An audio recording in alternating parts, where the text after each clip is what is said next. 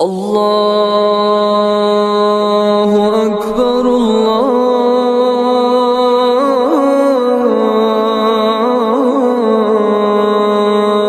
اکبر۔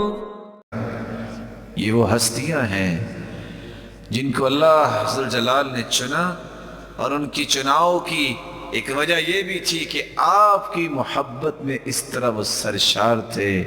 سنن نبی داود کی روایت ہے 648، صحابی ابو سعید خدری رضی اللہ تعالیٰ عنہ روایت کرتے ہیں، بینما رسول اللہ صلی اللہ علیہ وسلم یصلی باصحابی، آپ لوگوں کو نماز پڑھا رہے تھے، اذ خلع علی فوضعہما عن یساری، نماز پڑھاتے پڑھاتے آپ نے جوتی اتاری اور اپنے بائیں طرف رکھی۔ آپ سوچ رہے ہوں گے یہ کیا؟ جوتی صاف ستھری ہو تو جوتی پہن کے بھی نماز پڑھنا میرے بھائی جائز ہے۔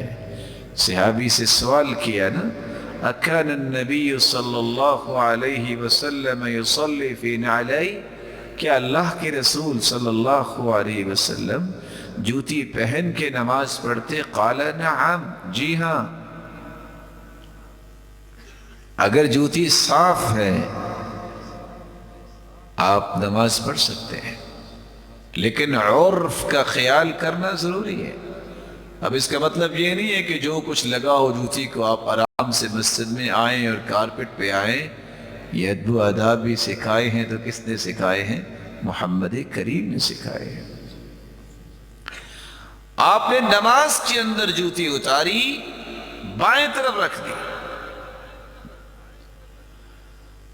رسول اکرم صلی اللہ علیہ وآلہ وسلم کے صحابہ نے دیکھا، فَلَمَّا رَأَى ذَلِكَ الْقَوْمُ أَلْقَوْا نِعَالَهُمْ، تو صحابہ نے بھی جوتیاں اتار دی۔ اس کا مطلب کیا نکلا کہ صحابہ بھی نماز پڑھ رہے تھے تو کیسے پڑھ رہے تھے؟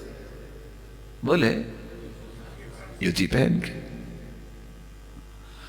فَلَمَّا قَضَى رَسُولُ اللَّهِ صلی اللہ علیہ وسلم الصَّلَاةَ، جب اللہ کے رسول نے نماز کو مکمل کیا، قال ما حملکم علی القائکم نعالکم، اچھا یہ بتاؤ تم نے جوتیاں کیوں اتاری؟ آپ کو کیسے پتا چلا کہ انہوں نے جوتیاں اتاری ہیں؟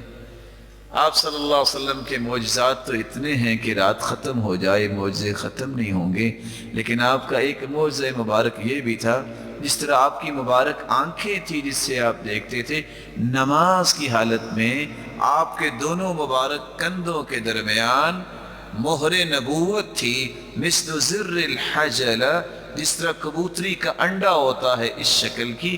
نماز کے وقت آپ اس مہر نبوت سے بھی پیچھے دیکھا کرتے تھے۔